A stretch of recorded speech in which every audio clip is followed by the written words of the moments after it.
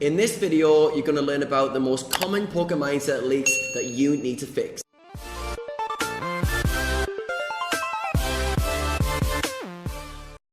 Hey guys, my name's Adam Carmichael, and in today's video I'm going to be talking about the most common poker mindset leaks and showing you how to fix them. So before I dive in deeper, what is a mindset leak? A mindset leak is where you think about a scenario or a situation suboptimally. It doesn't help you. It's not in your best interest. It's not helping you get towards your goals. And there's lots of common mindset leaks that poker players creep into, which I'm going to go through in this video and show you how you can deal with them better. So let's dive straight in, because there's a lot to cover today. I want to help you as much as possible to start identifying these mindset leaks and then fixing them. So the first mindset leak is called catastrophizing. This is when you take a relatively minor event and imagine all sorts of nightmare scenarios resulting from it. I say poker players do this all the time. When they have a losing session, they'll catastrophize it by saying things like, I can never win again, I always lose, what's the point of playing? And it's basically making mountains out of molehills. You take a bad scenario, and rather than getting it in context and say for what it is, you blow everything up and go, the world's over, everything's bad.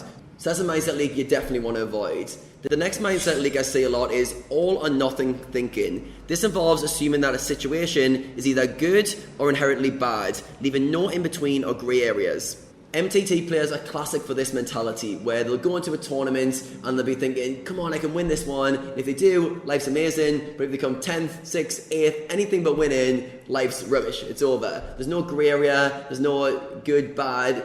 The next mindset leak I see is making demands. This is when you're expecting yourself, others, and the world to follow your rules and never break them. This plays out in poker all the time when players say things like, how can he call there in a river spot? Or why has my opponent got this hand? Or he can't possibly call with that part of his range. And they'll predict what they feel they should do in a scenario on their opponent, and they'll get really annoyed that their opponent acting differently to what they think they should. So they want the world to bend to the way that they want it, and rather than accepting everyone sees the world differently, everyone plays differently, everyone makes different decisions, they try to make people follow their lead. So when you make demands, it always leads for a lot of inner conflict, because people very often act differently to what you would, and you've got to accept that. In poker, it's actually amazing when people act suboptimally rather than cursing them out and going, how could he call there? You go, awesome, that's where I make my money. I make my money because this player makes mistakes, rather than getting them to follow your lead on it. The next mindset leak I see a lot is fortune telling. This is when you make predictions about the future and firmly believe that your visions are correct. Again, MTT players are classic for this one. Sometimes they'll wake up and they'll be like, today's my lucky day. I know I'm going to win today. I know I'm going to have a great Sunday. I'm going to run deep in all the tournaments I play. Like, this is the day. And then when they have a bad day or they don't meet those expectations, they feel deflated. They feel bad that why did it not come out? They felt so confident in the morning. Their feelings told them that they were going to do well, and as a result, they're disappointed when they don't. So you've got to make sure you keep your expectation check and don't let your future predictions get too far away from you.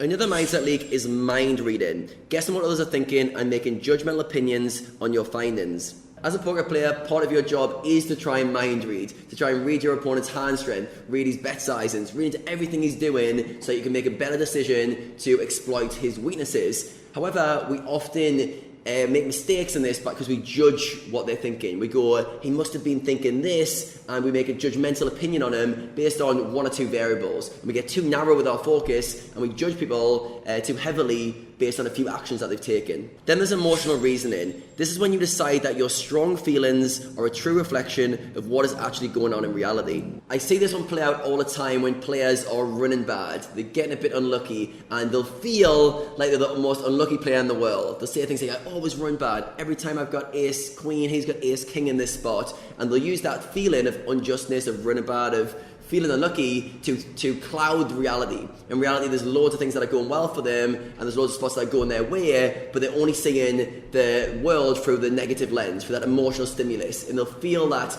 because they feel that they've been unlucky, that in reality they are, and often that's not the case.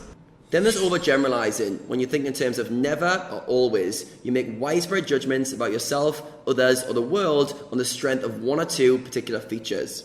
This plays out when poker players say things like, he always has it there, he never bluffs. They'll use a small sample size to overgeneralize a player rather than going, okay, he doesn't bluff. Often in this situation, they'll use their sample size of 3 scenarios of river spots to overgeneralize his opponent and say this guy never does stuff. And that's always going to lead to you put them in a box and getting a lot of decisions wrong as a result of that. Then there's labeling and rating, when you call yourself, other people, and the world derogatory names based on a few actions. This happens all the time when players call other regulars the worst reg ever. This guy's just so bad. Generally, your opponent will make a call you didn't agree with, you'll make a bluff that didn't seem in line with what you would have done, and as a result of a few actions, maybe one action, you'll label this guy the worst reg ever or really bad. I used to do it all the time myself, call opponents super bad, just based on one mistake, like throw a label on them. In reality, you might have made one mistake, you might not have been concentrating on the hands, you might have a different thought process that you just couldn't see, and generally putting the label on somebody is never a good idea, especially off short samples. Then there's mental filtering. This is when you only let information through that fits what you already believe in yourself, others, and the world. This is often called confirmation bias, where we only look for things that support our viewpoint and don't go against them. So if you think that you're always unlucky, for example, you remember all the spots where you ran bad. If you think that your opponent's always bluffing, you'll remember a few of the times you caught them out bluffing. So you're going to use oversimplifications, overgeneralizations, and you're going to look for a narrative that supports what you already believe. Next is disqualifying the positive. This is very similar to mental filtering, in which you only notice information that supports your negative self-opinion. This is when you beat yourself up for making that river call and you'd be like, why did I call that? I'm such an idiot. This guy never bluffs in this spot. And you'll generalize the spot, you'll be over specific, and you'll beat yourself up hard for making a bad decision based on the outcome. In reality, you might have thought about the spot well. You might have took all the variables into account and you might have just run into a bad part of his range. But you'll disqualify the positive and you just go, I'm an idiot, I did bad, based on the outcome alone.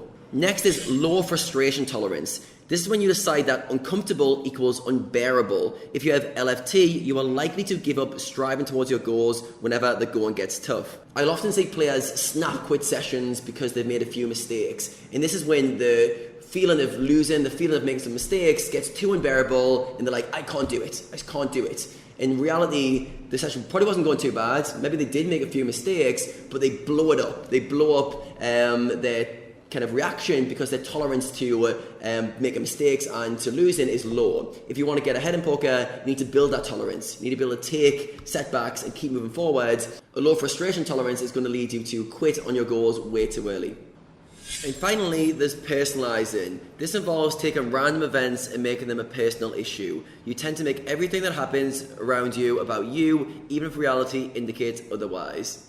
This is when your opponent raises you 3 times in a row. Rather than acknowledging the fact that he's likely picked up a few hands, you start to make it personal and go, this guy's coming after me. Why is he always 3-betting me? Why is he always raising me? He thinks I'm weak. I'll show him and I'll 4-bet or raise him back. And this is where you start to make what's likely to be someone just getting up a few hands or playing his cards correctly or the way you normally would. You've made it personal. It's about me. I'm getting attacked. And I see players do this over and over where they try to personalize something that's not personalized. Maybe it was going after you, but on a small sample size, it's really hard to dictate that. Now, if you enjoyed this video, you're going to love the next video I've got coming for you guys. So today I've talked about the most common mental leaks. In the next video, I'm going to show you how to fix those mental leaks. I'm going to show you how to break it down and go for a process that can turn a mental leak into a mental strength by reframing the way you look at it. So if you guys can relate to any of these problems, let me know in the comments below. Comment which one of the mindset leaks you are related to the most, and stay tuned for the next video where I'll be showing you how to fix them.